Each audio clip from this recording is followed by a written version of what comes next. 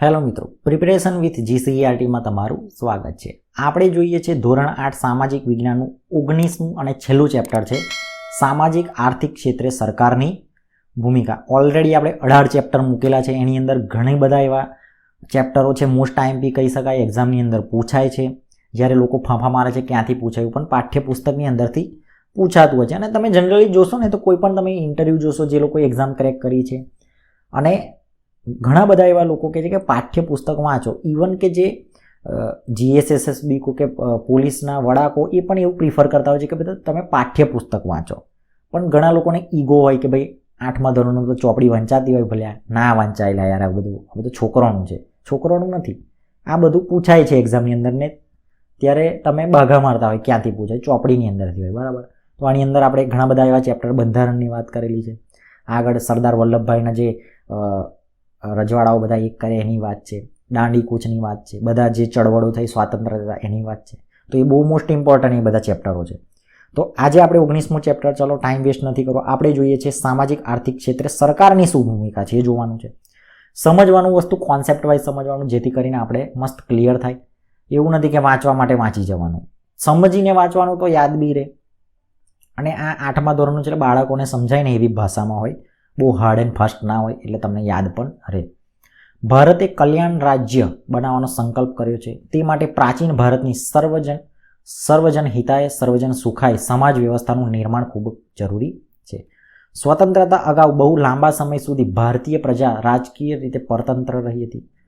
અંગ્રેજો અને અગાઉના શાસકોએ ઘણા પ્રમાણમાં સમાજના માનસ અને સંકુચિત કરવાનો પ્રયત્ન કર્યો છે. પરિણામ સ્વતંત્ર બાદ ભારતીય સમાજ ક્યાંક કુરૂઢીઓ સાથે સંકળાયેલો હતો, ક્યાંક આર્થિક અને સામાજિક રીતે અત્યંત વિષમ સ્થિતિમાં હતો. સમાજના આર્થિક અને માનસિક વિકાસ પર રાજકીય સ્વતંત્રતા અર્થહીન બની રહે તેવી પૂર્ણ સંભાવના છે, જેના કારણે ભારતની સરકારને બહુ જ પરિશ્રમ કરવાની અને લાંબા ગાળાના પગલાંની ભરવાની જરૂરિયાત ઊભી થઈ હતી. એટલે જ્યારે દેશ આઝાદ થયો ત્યારે લોકોનું મગજ કેવું સંકુચિત હતું, હવે શું કરવું એમ. કારણ કે જે તે સમય પર તમે વિચારો કે 1947ની આપણે વાત કરીએ તો કેવું માહોલ કેવો હશે, તો લોકો માટે કેટલું કામ કરવાની જરૂરિયાત હતી. હવે મૂળભૂત જરૂરિયાતો શું છે? મૂળભૂત જરૂરિયાતો તમે કહો એમાં શું છે? તો એક સમય એટલે જે તે સમયે આપણે આઝાદ થયા તે વખતની વાત કરીએ તો અન્ન, વસ્ત્ર અને ઓટલો, એટલે કે આપણે કહીએ છીએ ને કે ખાવાનું, રોટી, કપડા ઓર મકાન, એવી વાત છે. ઓટલો એટલે રોટલાની વાત, એટલે ઘરની વાત કરી છે. દરેક માનવ માટે સુલભ બને તેવા પ્રયત્નો થયા. દરેક વ્યક્તિને પોષક આહાર મળે, તન ઢાંકવા વસ્ત્રો અને રહેઠાણ મળે, તે પાયાની જરૂરિયાત ગણાવવા લાગી. પાયાની જરૂરિયાત શું હોય તમારા માટે? રોટી, કપડાં, મકાન જ હોય ને, એનાથી વિશેષ તો કશું હોય ને. પછી આવે ગાડીને એવું બધું. જેમ જેમ નાગરિકો મુક્તિના શ્વાસ લેવા લાગ્યા તેમ શિક્ષણ, આરોગ્ય, શુદ્ધ પાણી, શુદ્ધ હવા, પોષક આહાર તેમજ આનંદ પ્રમોદ જેવા ક્ષેત્રો ઉમેરાતા ગયા. આ બધી જ બાબતો પ્રાપ્ત કરવા માટે દરેક પરિવાર પાસે પૂરતી નાણાકીય વ્યવસ્થા થવી જોઈએ. આ વ્યવસ્થા દરેક રોજગારી વિના શક્ય બને તેમ ન હતી. હવે આ બધી તમારે ફેસિલિટી જોતી હોય તો તમારે નાણાકીય એટલે કે પૈસા ટકા તો જોઈએ, તો એના માટે રોજગારી જરૂરી છે. જેથી રોજગારીના નવા ક્ષેત્રોની પણ શોધ અનિવાર્ય બની. એટલે રોજગારી માટે પણ આગળ કામ થયું. જરૂરિયાતો પૂર્ણ કરવાના પ્રયત્નો એ જોઈએ આપણે. તો સ્વતંત્રતા બાદ આપની સરકારે લોકોના વિકાસ માટે વિવિધ યોજનાઓ બનાવી. ઔદ્યોગિક અને કૃષિના ક્ષેત્રે પરિવર્તન જરૂરિયાત હતી. ભારતમાં કૃષિ માટે પર્યાપ્ત જમીન હતી, પરંતુ પરંપરાગત સાધનો ખેતી થતી હોવાથી પૂરતું ઉત્પાદન થતું ન હતું. આ માટે ભરપૂર પ્રયત્નો પરિણામે ભારત અન્નના ક્ષેત્રમાં સ્વાવલંબી બન્યું. 1947 વાત કરીએ તો અનાજ પણ આપણે આયાત કરવું પડતું, મંગાવવું પડતું હતું બહારથી, પણ અત્યારે આપણે એક્સપોર્ટ કરીએ છીએ, આપીએ છીએ બહાર. તો આ જે કહેવાય કે આ ઉપલબ્ધિ કેવી રીતે હાંસલ થઈ, તો એના માટે બધા બહુ પ્રયત્નો કરેલા હોય છે. બરાબર છે. હવે ખેતીની સ્થિતિ સુધારતા જો ખેતીની સ્થિતિ સુધારતા ખેડૂતોનું આર્થિક અને સામાજિક સ્તર ઊંચું આવ્યું તેવું આપણે અનુભવીએ છીએ. ખેતીના સ્તરને સુધારવા અને ખેડૂતોને માર્ગદર્શન આપવા માટે સહકારી પ્રવૃત્તિઓનો ફાળો ઘણો મોટો જોવા મળે છે. ખેત ઉત્પાદનોને વિશાળ બજાર મળી રહે તે માટે ઘણા પ્રયત્નો થઈ રહ્યા છે. ખેતીની સાથે સહકારી ક્ષેત્રે પશુપાલન અને દૂધ ઉત્પાદન પણ કેન્દ્રમાં રાખ્યું, જેને આપણે શ્વેત ક્રાંતિના મંડાણ કર્યા એમ સફળતા મળી શકે. એટલે ખેતીની સાથે સાથે તમે આ કહેવાય કે પશુપાલન પણ કરો તો તમને વધારે બેનિફિટ મળે એમ. ઔદ્યોગિક ક્ષેત્રનો આધાર દેશના સમાન વિકાસ માટે પણ જરૂરી છે. આ માટે પરિવહન અને કાચા માલની પ્રાપ્તિ જ્યાં હોય ત્યાં આધારિત ઉદ્યોગો વિકસતા જોવા મળે છે. એટલે કે જ્યાં કાચો માલ ને પરિવહન વ્યવસ્થિત હોય ત્યાં આગળ આપણે ઉદ્યોગો સારી રીતે વિકસે, પણ તમામ વિસ્તારોમાં સ્થાનિક પરિસ્થિતિને આધારિત ઉદ્યોગો વિકસે તે ત્યાંના લોકોને રોજગારીની તકો મળી રહે, જે તેમના આર્થિક ઉત્થાનમાં કારણભૂત બને. આ માટે સરકારના દ્વારા નોંધપાત્ર પ્રયત્નો થઈ રહ્યા. કેટલાક વિસ્તારોમાં સ્પેશિયલ ઇન્ડસ્ટ્રીયલ ઝોન બનાવવામાં આવે, ત્યાંના ઉદ્યોગ શરૂ કરનારને સરકાર દ્વારા ઉદ્યોગ માટે સુવિધાઓ વાજબી ભાવમાં આપવામાં આવે છે, તેમજ કેટલા સમયમાં સુધીમાં જુદા જુદા કરવેરામાંથી પણ મુક્તિ આપવામાં આવે છે.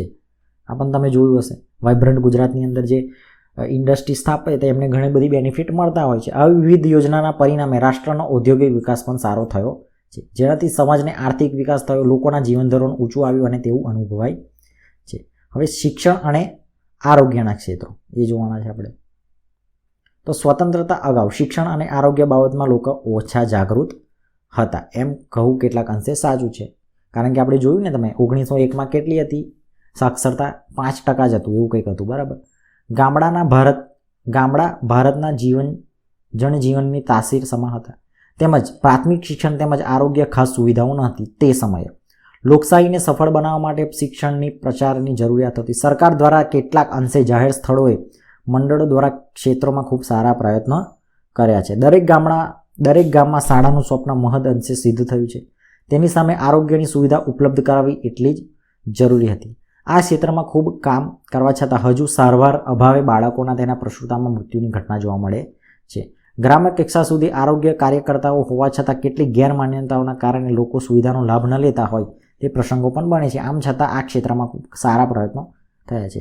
એટલે દરેક ગામમાં એક સ્કૂલ હોવી જોઈએ અને એક આરોગ્ય કેન્દ્ર હોવું જોઈએ એવું કહે છે, બરાબર. પ્રવૃત્તિની અંદર આપેલું છે કે અકસ્માત અને આકસ્મિક બીમારીના કારણે 108 નંબર ઉપર ફોન કરીને કેવી સુવિધા મેળવી શકાય છે એ જાણો.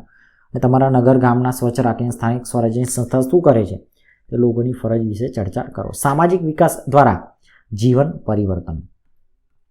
તો ભારતીય સમાજની વ્યવસ્થામાં કેટલાક વર્ગો માટે સુવિધાઓ જ ઉપલબ્ધ ન હતી. ક્યાંક તેઓ સામાજિક રીતે પણ પછાત ગણવામાં આવ્યા હતા, તો ક્યાંક વંચિત વર્ગોને મૂળભૂત માનવ અધિકારો પણ આપવામાં આવતા ન હતા.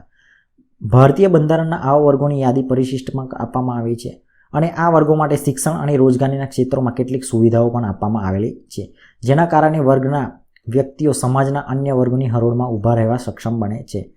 આ સાથે શિક્ષણના વિકાસના કારણે લોકોની માનસિકતા પણ બદલાઈ છે અને તમામ માનવને સમાન દરજ્જાથી જોવાની દ્રષ્ટિ નિર્મિત થઈ છે. જો કે આ ક્ષેત્ર હજુ કેટલાક અવરોધો દૂર કરવાની જરૂર છે, એટલે હજુ પણ થોડા ઘણા લોચા છે અમુક એરિયામાં. અન્ય ક્ષેત્રો અને સરકાર.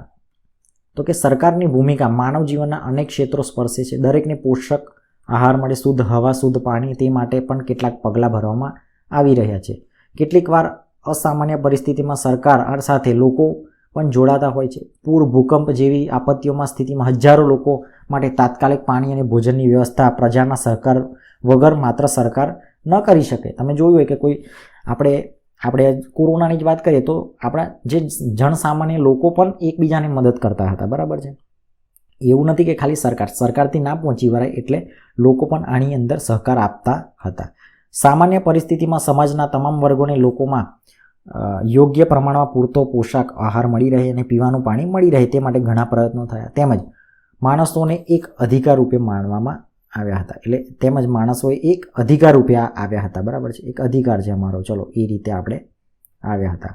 સરકારી યોજનાઓ અને અર્થતંત્રની વાત કરવાની છે.